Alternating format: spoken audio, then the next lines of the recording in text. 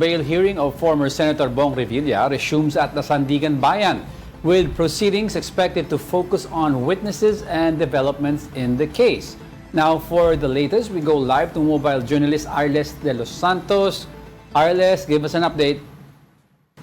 Angela at Diego, magandang umaga. Nandito pa rin tayo at nagko-cover ng bail hearing sa Sandigan Bayan para nga sa malversation case ni dating Senador Bong Revilla.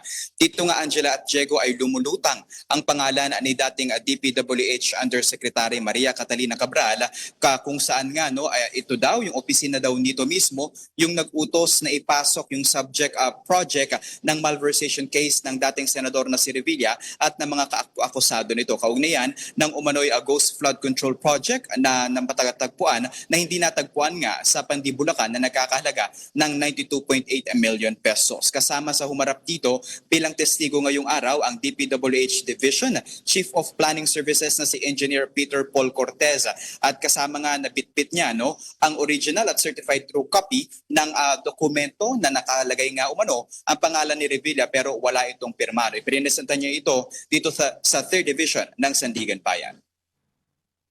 Arles, ano pa may expect natin today, no? Kasi ang alam natin, kailan ba dapat talaga ang decision nito lalabas? At least more or less, alam natin yung flow ng kaso niya. Diego, inaasahan natin na sa una o ikalawang linggo ng Mayo ay maglalabas na nga ng desisyon ang Sandigan Bayan 3rd Division para sa malversation case ni dating Senador Bong Revilla kung papayagan nga ba ito na makalaya o hindi. Pero kabukod dyan, itong hearing ay magtatagal hanggang ngayong linggo na lamang. April 24, yung hiling bail hearing kung saan actually tomorrow dapat natin inaasahan si dating DPWH Undersecretary Roberto Bernardo pero na-confirm yan kanina na sa Huwebes daw ito haharap dito, at sa 10 araw na itinagal nga ng bail hearing ng dating senador at ng mga kapwa-akusado nito, inaasahan na mapagdedesisyonan ito agad sa lalong madaling panahon kung saan binigyan din naman ng korte na hindi nila papayagan ang anumang delaying tactics ng magkabilang panig. Arles, have you spoken to yung defense team ni the former senator, with how positive they are na may chance magkaroon ng bail despite of it being a non-bailable case against the former senator? Diego, despite it being an unbailable case, pwede pa rin sila maghain ng petisyon para pansamantalang makalaya si Revilla, kung saan magpapatuloy naman yung pagdinig sa kanyang kaso kung mapayagan man na pansamantalang nga siyang makalabas ng kulungan.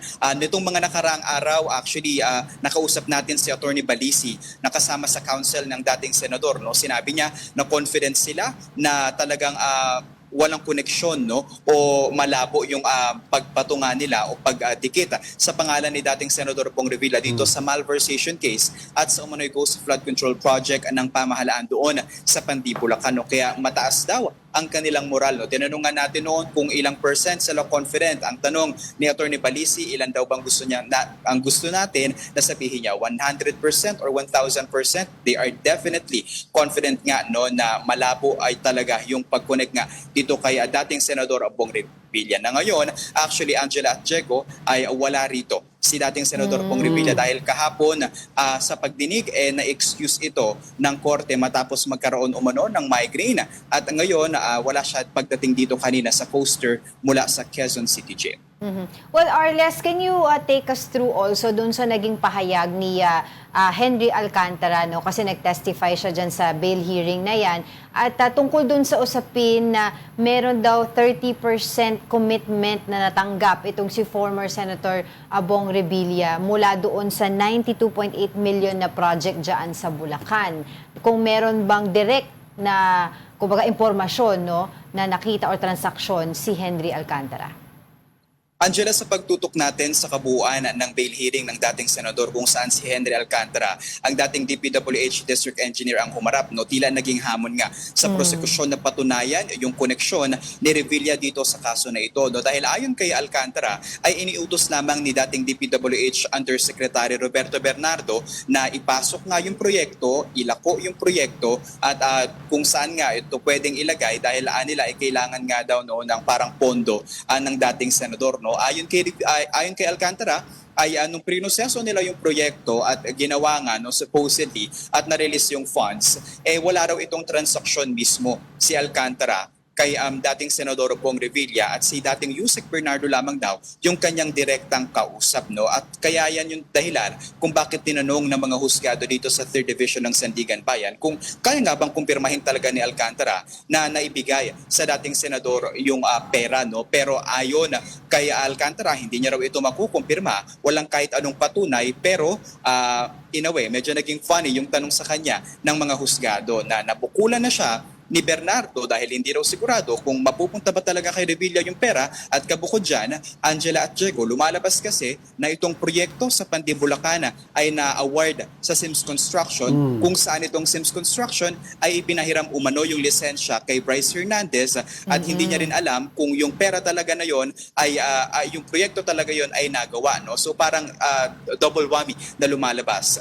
Under his watch, may nangyari na ghost flood control project sa pamumuno ni Alcantara at yung pera na supposedly para kay dating Senador Bong Revilla ay hindi rin makumpirma kung umabot nga talaga sa dating senador. So kumbaga parang wala siyang personal knowledge doon sa transaction dahil inutos lang sa kanya supposedly ni dating Yusek Bernardo. Yun ang gusto ko nga itanong, Arles, no? Kasi ang major witness nitong kaso against former Senator Revilla is Henry Alcantara. Is there any other witness that can connect former Senator Revilla to all these shenanigans? Or nakasentro lang ang prosecution sa statement sila Hernandez at Alcantara? Actually, Diego, ang pinaka-inaabangan natin ngayong linggo ay yung pagharap ni dating DPWH Undersecretary Roberto Bernardo. Dahil sa kanyang pagharap doon sa Senate Blue Ribbon Committee hearing, no, sinabi niya mismo na merong mga mambabatas at mga senador na mismong nakausap niya. No? At ito mismo, si Bernardo ang nagsabi na dineliver niya mismo sa bahay ng dating senador yung umano'y pera nga, no, or yung commitment para sa proyekto na ito. No? Actually, in total ay nasa 74 million pesos lamang yung ilabas, no? Supposedly 76 million, just to get into the numbers, no? Yeah. So 92.8 million yung kabuuan ng project cost, no? Dahil 95% itong completed, ang nalabas na budget ay 76 million. Ngayon, nailabas yung 76 million pesos. Ang nangyari, merong 2 to 3% na royalty fee, yung Sims Construction, napunta yung nasa 2 milyon, humigit kumulang kay Sally Santos. And then yung 74 million pesos daw ay mismong i-deliver ng Sims Construction kay Bryce Hernandez. Actually, may kasama pa yan na 244 million pesos na surprisingly ay i-deliver sa pamamagitan ng pagsisilid sa mga ito sa mga karton ng toyo at mga chichirya. Ay, lastly lang before we let you go, no? So refresher lang kasi ang dami na nangyari sa kaso na ito. Madami na talaga. Arles. Actually, salabat na talaga. Oo, pero yung kay Yusek Bernardo, no? Para klaro lang at maalala natin, siya ang may direct knowledge with regards to humingi ng pera or tumanggap ng pera si former Senator Revilla.